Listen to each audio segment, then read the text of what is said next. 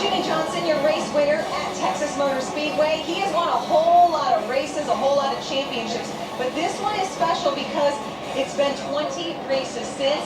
It helps out his teammate, Jeff Gordon. This has been the Hendrick Motorsports round in the chase. Jeff Gordon wins at Martinsville. Jimmie Johnson wins at Texas, and some big implications for the drivers trying to get into the championship. Look at there, Jeff Gordon going out to congratulate Jimmie Johnson in victory lane. Welcome into victory lane. That's where we are standing. Chris Devoda alongside Kyle Petty and Dale Jarrett. Okay, no question, we saw a lot of different things. We're going to get into the track, the tire wear, but let's talk about the people. Brad Keselowski dominated this race. He needed the win, Kyle. But as we said, the closing laps, it belonged to the 48. You know, and we heard in this post-race interview, the 48 car was just better in that last run. And that's all you can say about it. And I thought Brad handled it very well. I mean, he could have complained. He could have said this happened or that happened. He made no excuses. He said, I drove the wheels off of it. Jimmie Johnson, Chad, that 48 team was just better than I was on that last run. Yeah, it's just amazing. If I would have just been walking up here and didn't see what happened on the racetrack, I would have thought that Jimmie Johnson was just accustomed to coming here, and he made a mistake in a wrong turn and drove into victory lane where Brad Keselowski should have been sitting. But that just shows you have to be performing every single lap of these races. Just too much competition out there. Get off just a little bit and you find yourself behind. We know Jimmie Johnson is the winner because he's the one behind us celebrating. We're going to hear from him coming up a little bit later. But let's go ahead and show you the results. Here are the top 10 of where we finished. We see a lot of chase drivers on this list. But again, Brad Keselowski leading 312 laps, but it's Jimmie Johnson in victory lane. You know, Brad and those guys came in here doing what they had to do. They had to come in here, win this race. They felt like they put themselves in a position from the time they dropped the green flag. This is a car that dominated the race, but when it came time to take home the money and take home the trophy, they were out. And again, continuing the results, 11 through 20. There you see young Eric Jones subbing for Matt Kenseth in that 20 car. That's a good day for him. That's really, really solid. Getting no practice time yesterday probably affected him more than anyone else out here. He did an outstanding job of just getting the job done and bringing that 20 car home in 12. Yeah, and I'm going to give him a bigger shout out. He won a truck race, run 4th in an Xfinity race, and run 12th in a Cup race. I know we talk about Kyle Busch and all he does to sweep weekends. That's impressive from that kid. As we continue to roll through results, by the way, Casey Kane finishing 20th just walked past us to go into victory lane to congratulate his teammate. Again, some of these drivers who were in the chase earlier, like Ryan Newman finishing 22nd. And continuing with the results, that is what you see who finished where at Texas. And Joey Logano, obviously a tough day, detrimental for the 22 in terms of trying to get in this chase. They now go into Phoenixdale having to win. Yeah, must-win situation. Looked like they had a good car, but we really don't know because it was so early. Less than 10 laps that he had a left rear tire go down, but tore up a lot of stuff. Never did hit anything. It was just how much that left rear tire tore up. But now this team with 2 bad finishes here, Kyle, has to go win Phoenix at Kevin Harvick's playground. Wow, your back is definitely against the wall. And we talked about it earlier. We felt like, and they'll mention it on pre-race. The 2 car, Brad K said, we're worried. We've made changes. We're working on this thing. We've got to figure out.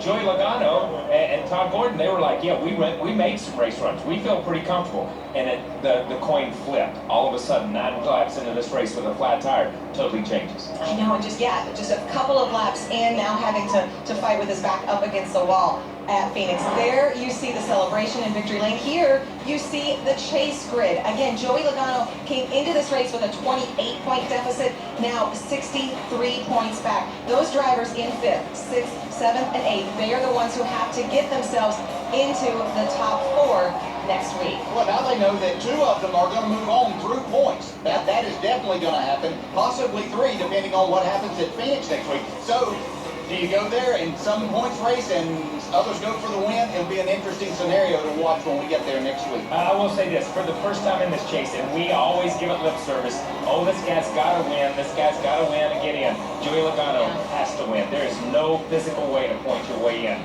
from that position. And so really does Brad Keselowski. Moments after the race, after climbing out of his car, he spoke to our Kelly Statist. After leading 312 laps of this race, Brad, what more could you have done there at the end of it? Yeah, just the 48 car had mega turn that last run, and I couldn't keep the turn, and I just kept pushing real bad, and he just kept turning and turning. I did everything I could on him off, but he was way faster that last run.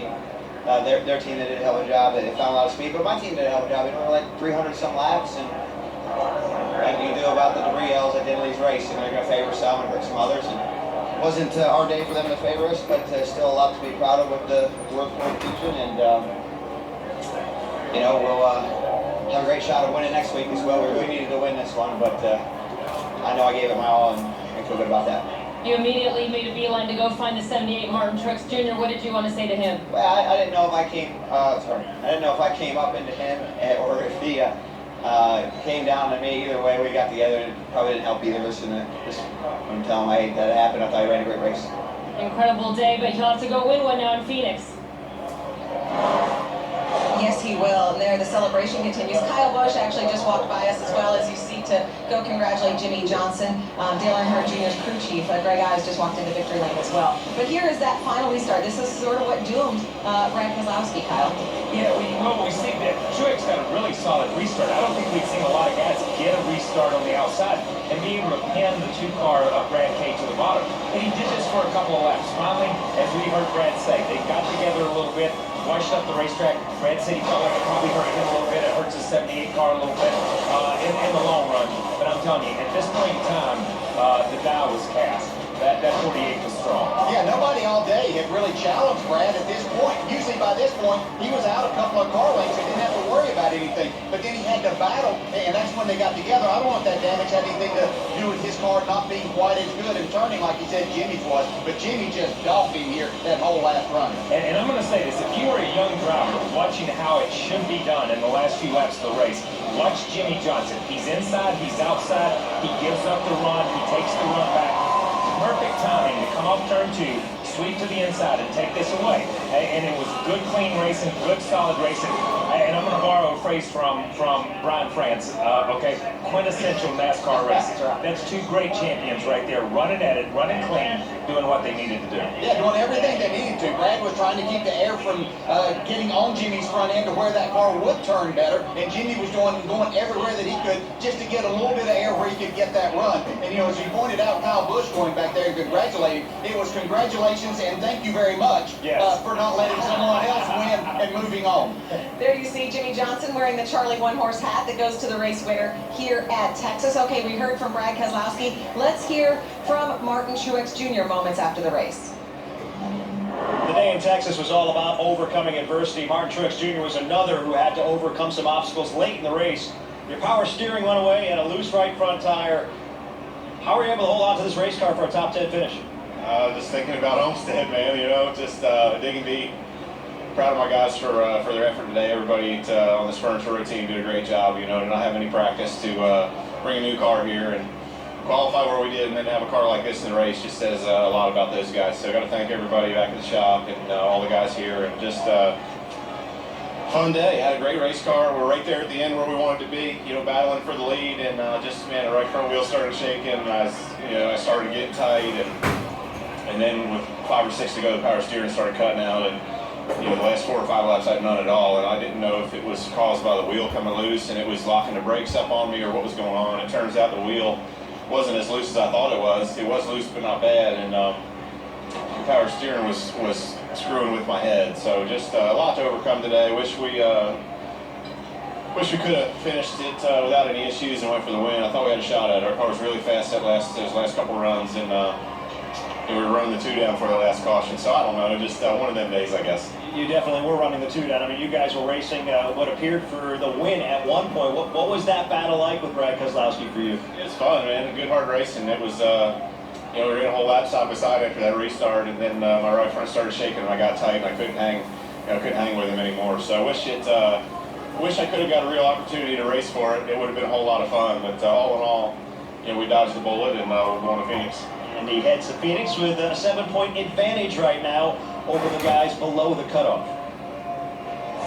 Yeah, Martin Truex Jr. currently holds that 4th position. 4 drivers will race for the championship in Homestead in 2 weeks. When we finish with our post-race coverage here in Texas, we'll be throwing things to Stamford, Connecticut for NASCAR Victory Lap. Carolyn Mano, Parker Kligerman, Brian Vickers are in the studio. They will continue to break things down. You will hear from more drivers on that. Yeah, but I want to go back to what Martin Truex said. You think these drivers don't feel the pressure and they'll put it all on the line lap after lap? He thinks he's got a right front coming loose. He thinks the power steering's going out. Things are happening inside that car. Does he ever check up and say, oh my goodness, I'm just going to ride around here and I'm going to be safe? No, he's still going for the win. And that's what this chase is all about. That's what cup racing is all about. And Martin Truex, tip of the hat to him. He stayed up on the wheel. He did what he needed to do to put himself, and you heard him say, to get to Homestead, to get to the next race. That's what it's all about right now. Yeah, and we're talking about, as we talked about at Kyle all week, how fast this racetrack is, and just know that you have to suck it up at that point in time and do whatever you've got to do to get to the end, to give yourself a chance next week at Phoenix, and he has that chance. You know, it's going to be a tough weekend, and it's going to be a tough race next Sunday to try to hold that fourth spot like that. Obviously, he'd like to win the race, but he's going to have a battle there in trying to stay there. Hope nothing goes wrong, and if they just do their job, he'll probably be racing for that championship. He guaranteed us. Yeah, that's right. He called his shot. He said he needed to get through Talladega and Martinsville to feel good. And 1.1 position could be all the difference. Jimmy Johnson wins in Texas. When we come back to Victory Lane, we're going to hear from more drivers. How about Kevin Harvick? That's coming up.